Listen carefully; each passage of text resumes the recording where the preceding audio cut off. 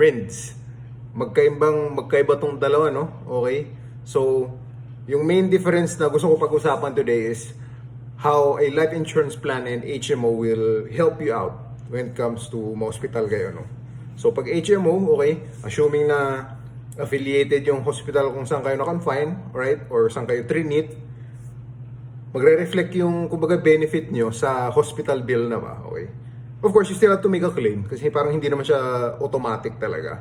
Pero kung saan mag-claim, actually doon na rin sa hospital eh. Kasi most HMOs may office sila doon. Tapos I noticed na pumipila yung mga pasyente, okay? Tapos doon, may mga hawak silang mga required documents, okay?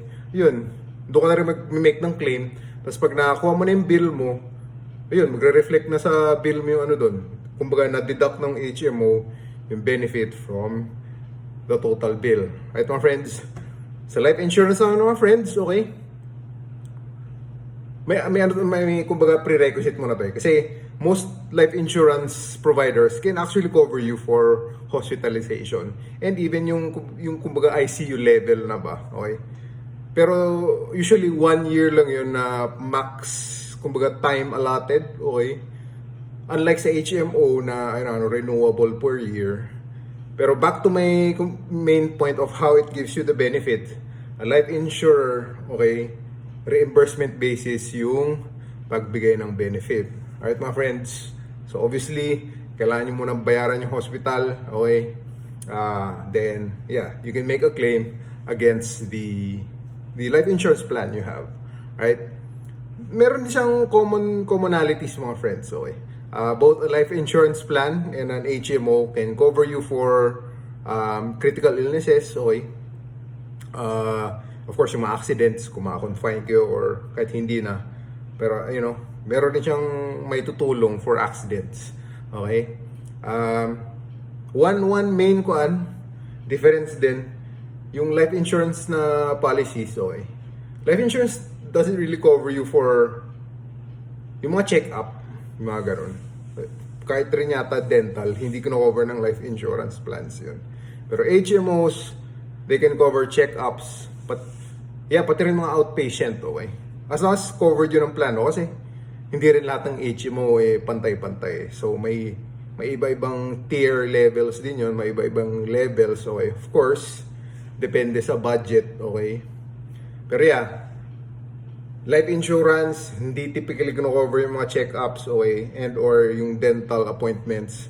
While HMO can cover you for that. Alright, mga friends?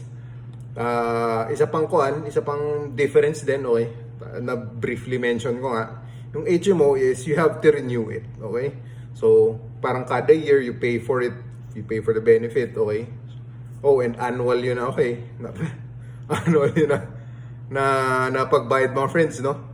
So, yeah. Well, yung sa life insurance plan naman, usually nakikita ko yung maximum parang time allotted for a case of hospitalization or na-hospitalize ka is up to 1 year lang for the duration of the plan, no? Okay. Tapos pagkatapos nun, magto-terminate na yung rider na yun and ayun, wala kang benefit na yun. Right, mga friends? So, yun lang. Yun yung mga differences between a life insurance plan and a HMO, mga friends, no? Alright? I hope na-clarify sa inyo, okay? Kasi I've heard many a patient or many a complain, okay? Bumili sila ng life insurance plan, akala nila may parang HMO like na benefits, yung pala hindi, okay? Tapos of course, iba pa yung HMO. Alright, my friends. Hello, friends. I hope na-clarify nga, no? I hope may na-learn kayo. Okay? And as always, thank you for watching. Alright, my friends. Follow or subscribe to my page, no? And I'll see you on the next one.